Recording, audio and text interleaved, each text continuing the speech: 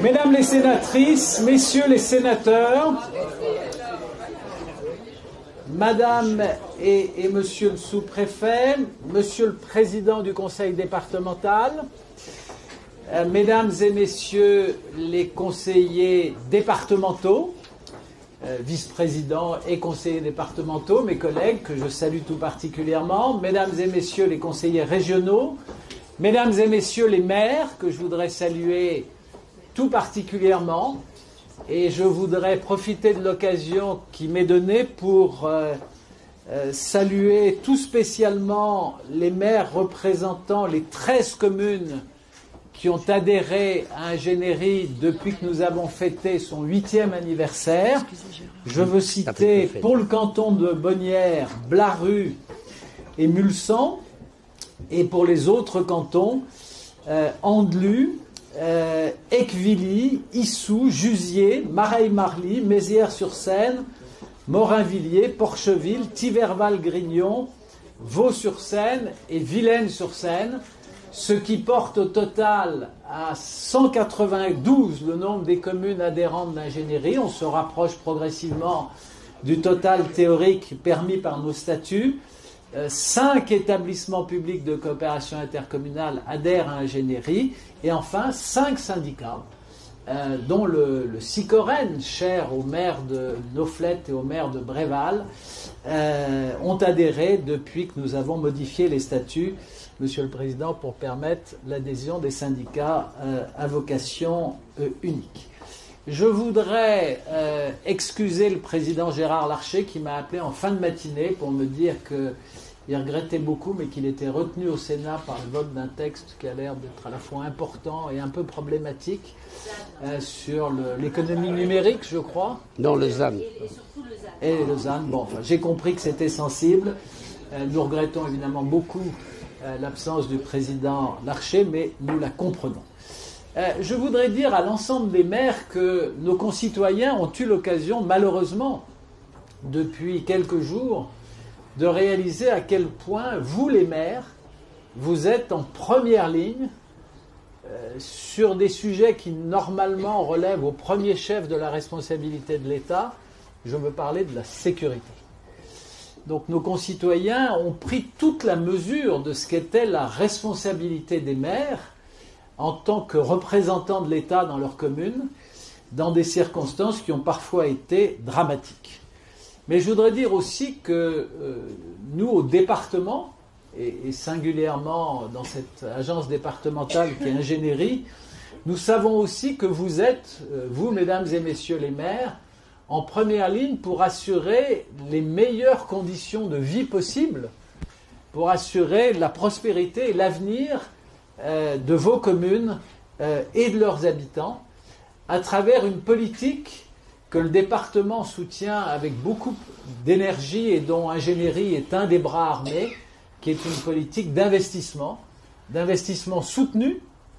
Je laisserai le président du conseil départemental évoquer les perspectives financières qui sont celles du département et de son soutien aux communes pour les années qui viennent, mais le département s'est fixé une ligne, aider les communes à porter une politique d'investissement qui soit à la fois soutenue et durable, c'est-à-dire qui s'inscrive dans la durée, c'est pas durable à un autre sens, c'est durable qui s'inscrit dans la durée.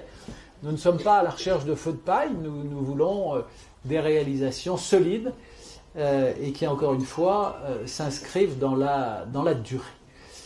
Alors, je voudrais brièvement évoquer les principaux points de l'activité d'Ingénierie depuis que nous avons célébré son 8e anniversaire, puisqu'aujourd'hui nous célébrons son 9e anniversaire. Alors, vous allez dire que j'avais l'esprit peut-être mal tourné, ou en tout cas mal à propos, parce que je voulais évoquer les conséquences du réchauffement climatique pour une agence comme Ingénierie. Et puis patatras, je ne sais pas comment ça s'est passé dans le reste du département, mais hier à Fresneux, je peux vous dire qu'il a beaucoup plu, il a beaucoup vanté. Alors il est vrai qu'il n'a quasiment pas plu depuis 2 mois, mais il a beaucoup plu. Alors je suis peut-être un peu décalé, mais je vais quand même rester fidèle au thème que j'ai choisi, parce que je crois qu'au-delà des péripéties de la météo, malheureusement, les perspectives du réchauffement climatique sont devant nous. Je rappelle que Yvelines, ça veut dire forêt gorgée d'eau. C'était le nom que les Romains avaient donné à cette portion du territoire gaulois à l'époque de leur occupation, et ça veut dire forêt gorgée d'eau, et évidemment ça faisait allusion au massif de la forêt de Rambouillet, et probablement aux conditions géologiques et environnementales qui étaient celles de ce massif à l'époque. Est-ce que nous pourrons encore évoquer cette expression de forêt gorgée d'eau dans quelques années? Je l'ignore. En tout cas, les conséquences du réchauffement climatique, elles sont là.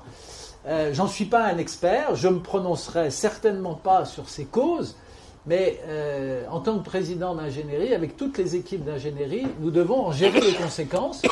Et ces conséquences, elles se font sentir sur tous les pôles d'activité d'ingénierie. Elles se font sentir sur la voirie, parce qu'évidemment, quand il y a des épisodes de chaleur très forte, ça a des conséquences, vous le savez, en tant que maire, sur le bitume, sur sa solidité, donc sur l'entretien de la voirie. Puis en général, qui dit épisode de chaleur intense, dit assez rapidement orage violent avec des perspectives d'inondation qui sont elles-mêmes de nature à dégrader la voirie. Donc vous voyez, sur une activité aussi traditionnelle que l'entretien de la voirie, le réchauffement climatique a des conséquences. Je voudrais également rassurer tous les maires qui s'inquiétaient du triennal de voirie et dire que tout ça a été adopté lors de notre dernière séance du conseil départemental vendredi dernier et que les courriers ont été signés à l'attention des maires et vont vous parvenir rapidement s'ils ne vous sont pas déjà parvenus. Activité juridique qui est celle d'ingénierie, nous avons lancé plus de 300 marchés depuis le début de l'année, plus de 300 marchés, dont une bonne part sont des marchés liés au diagnostic énergétique. Nouvelle activité d'ingénierie, nouvelle activité qui s'impose aux communes à travers les différentes lois qui ont été adoptées. Donc vous voyez que même sur l'activité de conseil juridique, le réchauffement climatique a son influence. Le réchauffement climatique, il a bien sûr des conséquences pour l'entretien du patrimoine. Un certain nombre de nos églises sont touchées par le phénomène qu'on appelle le RGA, Monsieur le Président, le retrait gonflement argile. Et malheureusement, derrière ces trois initiales se cachent des phénomènes qui sont extraordinairement difficiles à maîtriser et dont la correction implique souvent des mobilisations de crédit particulièrement importantes. L'activité patrimoine d'ingénierie ne cesse de se développer. Nous avions plus de 50 carnets d'entretien signés à la fin de l'année 2022 et nous en avons signé plus de 20 depuis le début de cette année. Donc le carnet d'entretien qui au départ avait suscité quelques interrogations de la part des maires est aujourd'hui un instrument qui est adopté par les maires. Je voudrais dire également que le département va signer avec la Fondation du patrimoine, à l'instigation de notre président, une convention au mois de septembre qui va permettre de développer la coopération entre le département et cette fondation, notamment sur les maisons individuelles et les propriétés individuelles. Et vous savez qu'il y en a de très belles dans le département des Yvelines. J'en viens donc justement aux bâtiments. Qui sont le lieu géométrique d'un certain nombre de travaux de rénovation énergétique. Et on sait que vous êtes à juste titre préoccupés par ce sujet. C'est la raison pour laquelle nous avons créé à l'automne de l'année dernière, au sein d'ingénierie, un 5e pôle, énergie, environnement, opérateur. C'est la raison pour laquelle nous avons commencé à organiser depuis 3 mois des séminaires avec l'ensemble des maires à l'échelle des intercommunalités. Donc nous en avons organisé 3, un pour la CCPIF, un pour la CCPH et un pour la carte. Et nous allons poursuivre l'exercice à partir du mois de septembre. Ces séminaires, ils ont comme caractéristique d'être ouverts à d'autres acteurs qu'ingénierie. Participent à ces séminaires des représentants de la région, des représentants du département, des représentants d'une société nationale, enfin redevenue nationale, je veux parler d'EDF, et nous essayons de mobiliser toutes les compétences dans un travail très coordonné pour vous permettre, vous, maires, de faire face aux conséquences de la transition énergétique dans vos communes. Ça ne sera pas simple parce que le dispositif législatif et réglementaire qui a été adopté est assez contraignant. Il prévoit des calendriers. Il prévoit même, je le dis avec prudence, mais enfin c'est ce que le législateur a voté, il prévoit des amendes. C'est-à-dire que si une commune, à un moment donné, n'est pas en règle avec la législation et la réglementation, son maire peut écoper d'une amende. Alors, Madame la sénatrice, Mesdames les sénatrices, Messieurs les sénateurs, moi, il ne m'appartient pas de me prononcer sur le bien fondé de cette législation. Je constate simplement... Pas tout le temps. Oui, oui, enfin un peu plus que moi. Et je constate simplement qu'elle crée, cette législation, des contraintes importantes pour les communes, que nous avons constaté à l'occasion de ce séminaire que ces contraintes, elles sont bien connues des présidents d'intercommunalité, un peu moins connues des maires. Donc nous essayons aussi de faire de la pédagogie à l'occasion de ces séminaires. Et nous allons donc poursuivre l'exercice dès la rentrée septembre. Comment dire, l'expérimentation du véhicule électrique que vous avez souhaité, Monsieur le Président du Conseil départemental, de manière à obtenir un maillage du territoire départemental avec des bornes électriques et de manière à honorer les engagements qui sont ceux du département vis-à-vis d'une catégorie particulièrement fragile de la population qui sont les bénéficiaires du RSA. L'expérience a commencé, vous l'avez inaugurée le 7 juin chez Josette Jean à Condé-sur-Vègre. D'ici la fin du mois de septembre, les 12 autres communes expérimentatrices auront reçu leur véhicule, leur équipement. Ensuite, on fera vivre l'expérience pendant 6 à 8 mois. Et on fera un bilan au printemps de l'année prochaine pour voir s'il y a lieu de généraliser l'expérience, si le besoin qui avait été analysé en amont se vérifie. Mais évidemment, c'est important et ça donne l'occasion à Ingénierie de travailler la main dans la main avec d'autres opérateurs du département.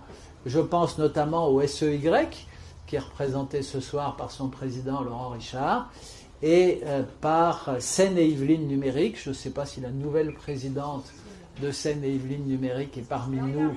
Elle est là. Elle se cachait. Très bien. Elle est là sur le côté. Bravo et félicitations pour votre élection, Madame la Présidente. Donc voilà, Ingénierie, et c'est une des caractéristiques de notre action depuis quelques mois, ne travaille pas tout seul dans son coin, mais travaille la main dans la main avec d'autres opérateurs du département, de manière à être aussi efficace que possible pour les communes adhérentes. Autre initiative que nous avons prise, les brigades vertes. Alors ça, je vous en ai souvent parlé. C'est la possibilité pour les communes d'accueillir sur leur territoire pendant une petite semaine des personnels qui vont faire du travail d'entretien des espaces verts, d'entretien des chemins ruraux, etc., etc. Depuis le temps que vous m'entendez en parler, vous pouvez vous dire, mais le président, là, il serait temps qu'il passe aux actes. Eh bien, ce n'est pas l'Arlésienne, les brigades vertes. Et je vais vous citer les noms des communes dans lesquelles l'expérience va démarrer dès le mois de septembre. Donc, Arnouville-les-Mantes, Bazinville, Flacourt, La Falaise, Morinvilliers, Orvilliers, Rézeux et Soindre sont les heureux élus pour le lancement de cette expérience à partir du mois de septembre. Mais je sais que ça intéresse beaucoup de maires et j'espère qu'on pourra généraliser très très vite. Je vais citer un dernier domaine d'action pour Ingénierie. Monsieur le Président, est-ce que vous savez ce que c'est que le miscanthus ? Oui, oui, quand même. Bon. Bah, moi, très honnêtement, en ce qui me concerne, il y a 6 mois, j'ignorais totalement ce qu'était le miscanthus. Mais bon, je plaide les circonstances atténuantes. J'ai découvert depuis. Je suis allé visiter une exploitation avec une chaudière, etc. J'ai compris que le miscanthus, vu de loin, ça ressemble un peu, alors je vais prendre beaucoup de risques, ça ressemble un peu au maïs ou au roseau. Vous voyez que je prends aussi mes précautions. Mais ça demande beaucoup moins d'eau. J'ai compris que ça demandait très peu d'intrants. Et j'ai compris que, et ça, aujourd'hui, c'est le sésame ouvre-toi, j'ai compris que la combustion du miscanthus est neutre en CO2. Alors avec ça, on a un brevet de sainteté pour s'aventurer sur le chemin de la transition énergétique. Et une des ambitions d'ingénierie, c'est de faire en sorte qu'on puisse installer une chaudière au miscanthus dans 4 ou 5 communes dès l'année 2024. Alors il y a 2 communes qui sont un peu en pole position, si j'ai bien compris, c'est Nézel et Gambais, dans lesquelles on est en train de travailler de manière très active. Et j'ajoute, et ça me paraît très important, j'ai aperçu tout à l'heure Pauline Vinocourt, mais je crois qu'elle a dû repartir parce qu'elle avait d'autres contraintes. Non, elle est là, bon, très bien, mais elle n'est pas très grande. Donc, j'ajoute que les agriculteurs peuvent trouver intérêt à développer des plantations de miscanthus à proximité des communes dans lesquelles seront installées les chaudières au miscanthus.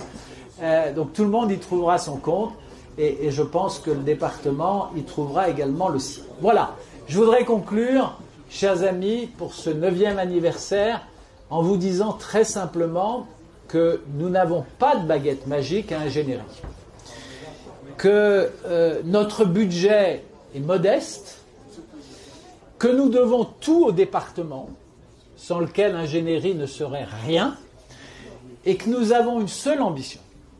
Notre ambition, c'est d'être un catalyseur d'énergie, un catalyseur de bonnes idées et de bonnes pratiques, et un catalyseur de financement, le tout à votre service. Merci beaucoup.